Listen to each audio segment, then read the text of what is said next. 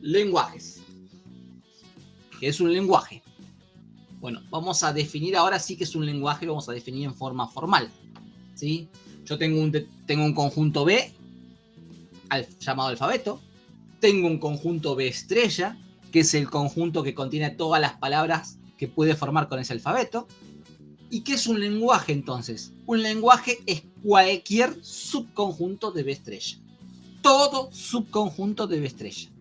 Todo subconjunto de B estrella me forma un lenguaje. Ejemplos de lenguaje. Bueno, yo tengo que tener un vocabulario, tengo que tener obviamente B estrella, ¿sí? No lo tengo acá B estrella, pero lo habíamos visto hace un ratito, ¿no? B estrella podría ser, por ejemplo, B estrella para este vocabulario, podría ser lambda, el 0, el 1, el 0, 0, 0, 1, 1, 0, 1, 1, después con 3 caracteres, el 0, 0, 0, 1, 1, 1, y así hasta el infinito, ¿no? ¿Qué es un lenguaje? Un lenguaje es, como dijimos recién, cualquier subconjunto de B estrella. Bien, acá tengo otro subconjunto de B estrella. Acá tengo otro vocabulario. Tendré otro B estrella para este vocabulario, obviamente. Y tendré lenguajes que puedo formar dentro de ese vocabulario. Observaciones. Si mi lenguaje está formado por un solo elemento, y ese elemento es la palabra nula, se llama lenguaje nulo, ¿sí? El lenguaje nulo es un lenguaje que tiene una única palabra, la palabra nula. Y generalmente se la denota con la letra griega delta mayúscula, esta que parece un triangulito, ¿sí? A veces la hacemos así también a la letra delta, como el triangulito. La letra griega delta mayúscula, en esta parte de la materia, ¿sí? En la parte de lenguajes, corresponde a un lenguaje nulo. O sea, a un lenguaje que tiene un único elemento, que es la palabra nula. Puede ser que yo tenga un lenguaje que no tenga ningún elemento. Entonces se llama lenguaje vacío. Ojo que hace un rato, cuando hablábamos de las palabras, yo hablaba de la palabra nula o palabra vacía. Daba lo mismo, palabra nula o palabra vacía. La llamábamos con la letra griega lambda. Pero en lenguajes no es lo mismo el lenguaje nulo que el lenguaje vacío. El lenguaje nulo tiene un único elemento, la palabra nula. El lenguaje vacío no tiene ningún elemento. El cardinal del lenguaje nulo es 1. El cardinal del lenguaje vacío es 0. ¿Qué podemos hacer con los lenguajes? Todas las operaciones que hicimos con el vocabulario. La primera operación, por ejemplo, la concatenación o el producto de lenguajes. Yo tengo dos lenguajes que son subconjuntos de B estrella y los quiero concatenar, los quiero multiplicar. Bien, ¿qué tengo que hacer? Agarrar cada palabra del lenguaje 1 y concatenar con cada una de las palabras del lenguaje 2. Ejemplos. Acá yo tengo 3 lenguajes y quiero hacer la multiplicación. Por ejemplo, lenguaje 1 por lenguaje 2. ¿Sí? ¿Cómo obtengo este resultado? Bueno, tengo que agarrar la palabra 01 y concatenarla con el 1. Entonces me da 011, esto de acá. Después 01 y concatenarla con 01. Me da 0101, esto de acá. Como ya agarré al 01 y lo concatené con cada palabra del lenguaje 2, entonces voy a hacer lo mismo con otra palabra del E1. Con esta, 001, concatenado con 1, me da 0011, este de acá. Y 001 con 01 me da 00101, este de acá. Cuando termino de hacer todas las concatenaciones, lo que me quedó es la multiplicación de esos dos lenguajes. Tengan en cuenta que los lenguajes son conjuntos, y en los conjuntos no puede haber elementos repetidos. O sea, en este caso no puede haber palabras repetidas. Como todas las palabras que yo tengo son distintas, ese es el resultado final de esa concatenación. Pero tienen que tener en cuenta que hay situaciones en donde al concatenar quedan repetidos elementos. Veamos qué pasa si yo hago L2 por L3. L2 por L3, agarro el 1, lo multiplico por lambda. Como lambda es el elemento neutro, 1 por lambda me da 1. Agarro 1 y lo multiplico por 0, me da el 1, 0. 0, 1 y lo multiplico por lambda, me da 0, 1, porque recuerden que el lambda es el elemento neutro. Y 0, 1 multiplicado por 0 me da 0, 1, 0. Como los 4 resultados de las concatenaciones son distintas, me formaron palabras distintas, ese sería el resultado final. Miren qué pasa cuando hago L3 por L2. Lo vamos a hacer y después ponemos el resultado de arriba. ¿Qué pasa cuando hago L3 por L2? Bueno, entonces tengo que agarrar a lambda y multiplicarla por 1, me da 1. Tengo que agarrar al lambda y multiplicarlo por el 0,1, me da 0,1. Tengo que agarrar al 0 y multiplicarlo por el 1, pero recuerden que este está primero. El 0 y lo multiplico por el 1, me da 0,1. Y el 0 multiplicado por el 0,1 me va a dar 0,01. ¿Qué pasa acá? Pasa que en el resultado final hay palabras repetidas y como es un conjunto no puede tener elementos repetidos. Por lo tanto, hay una que la tengo que sacar. Por lo tanto, L3 por L2 es 1,0,1,0,0,1. Observaciones sobre la concatenación de lenguajes. Bien. Si L1 y L2 son dos lenguajes que quiero concatenar, ¿sí? El cardinal de la concatenación es menor o igual que la concatenación de sus cardinales. Y acá está el ejemplo, ¿sí? Observen que L2 tiene cardinal, por ejemplo, vamos a hacer este, L3 por L2. L3 por L2. Observen que L3 por L2 me dio 1, 2, 3 elementos. Y ahora miren acá qué pasa. L3. ¿Cuánto tiene L3? L3 tiene 2 elementos. ¿Cuánto tiene L2? L2 tiene 2 elementos. ¿Sí? Y 2 por 2 me da 4. 4 no es igual a 3.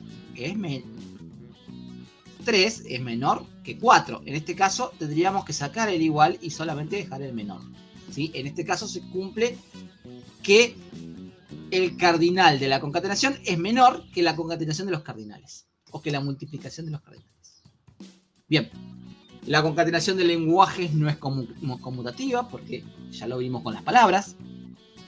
Es asociativa. El lenguaje nulo funciona como elemento neutro. Quiere decir que cualquier lenguaje multiplicado con el lenguaje nulo me da como resultado ese lenguaje. Y el lenguaje vacío funciona como elemento absorbente. Cualquier lenguaje multiplicado por el lenguaje vacío me da vacío. ¿Qué otras operaciones podemos ver? Bueno, la potencia. La potenciación. De la misma forma que vimos hace un rato la potenciación de vocabularios, vamos a definir qué es la potencia de un lenguaje. La potencia de un lenguaje o calcular la potencia de un lenguaje es multiplicar tantas veces como indique un exponente a ese lenguaje. Por ejemplo, L a la n es L por L por L n veces. Teniendo en cuenta que L a la 0 me da el neutro, o sea, me da el lenguaje nulo. L a la 1 me va a dar L, L cuadrado será L por L y así sucesivamente. Por ejemplo, si yo tengo que esto es L, L cuadrado va a ser L por L. L cubo, ¿qué va a ser? Y L cubo va a ser L cuadrado por L. Y así sucesivamente, ¿sí? De esa forma yo podría encontrar distintas potencias de los lenguajes.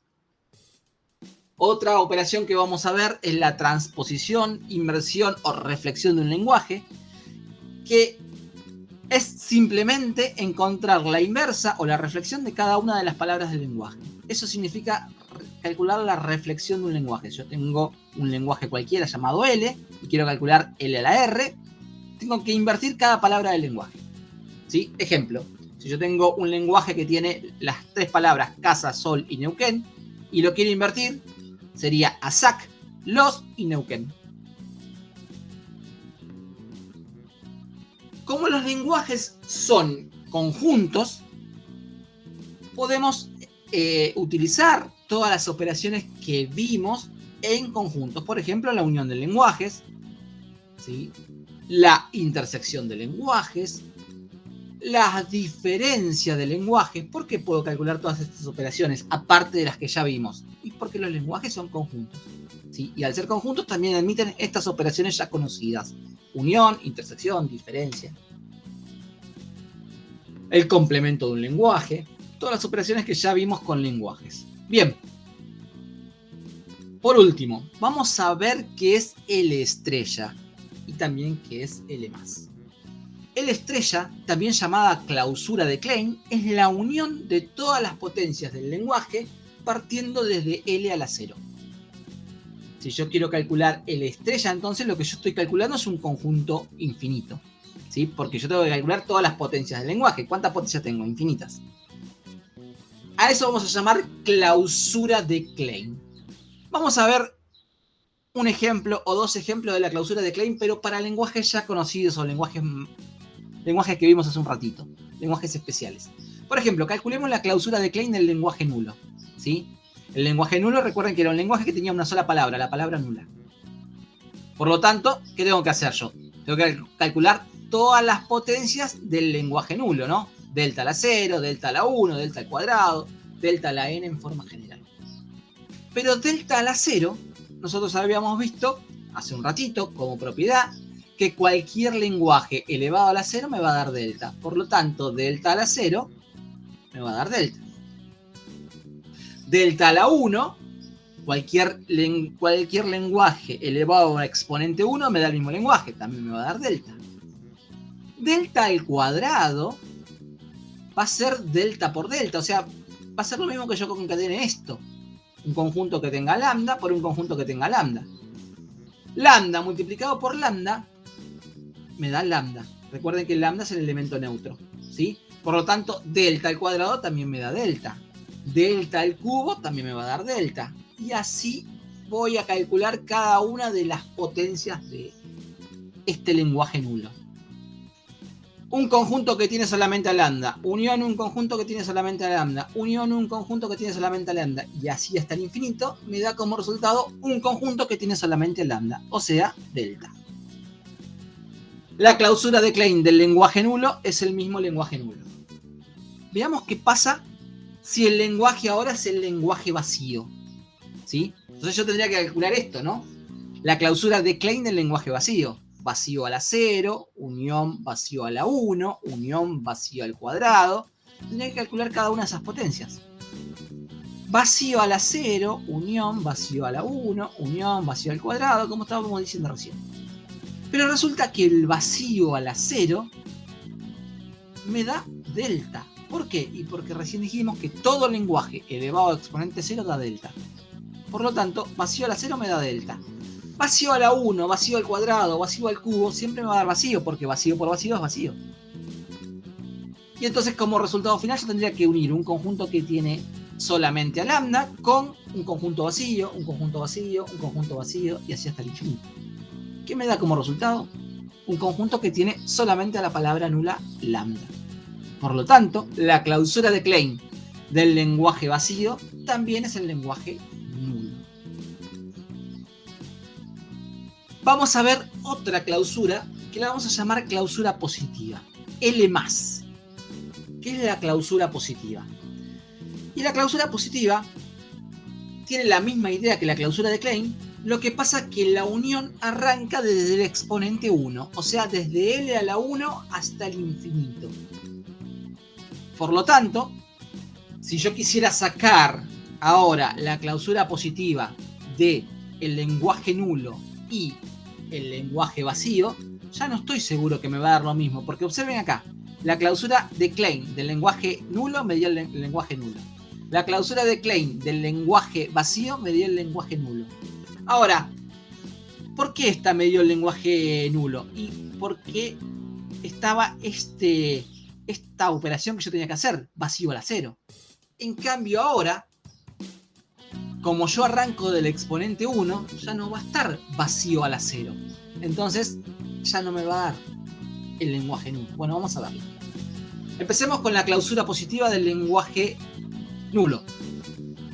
Esto sería delta a la 1, unión delta al cuadrado, unión delta al cubo, ¿sí? Unión delta a la n. Esto que está acá, este desarrollo, se puede simplificar con esta escritura, ¿no? La unión de todas las potencias de n partiendo del 1, dice esto.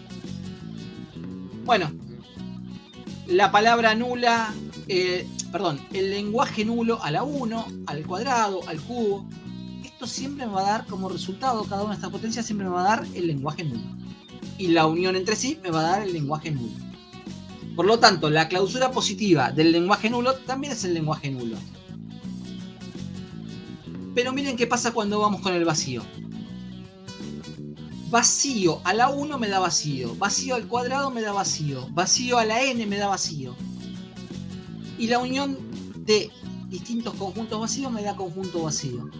Por lo tanto, la clausura positiva del lenguaje vacío es el conjunto vacío. En definitiva, lo que nosotros podemos decir es que la clausura de Klein del lenguaje nulo es igual a la clausura positiva del lenguaje nulo y es igual a la clausura de Klein del lenguaje vacío y da el lenguaje nulo. La clausura positiva del lenguaje vacío ya no da el lenguaje vacío. Bueno, hasta acá con el resumen de esta parte de la materia. Nos vemos.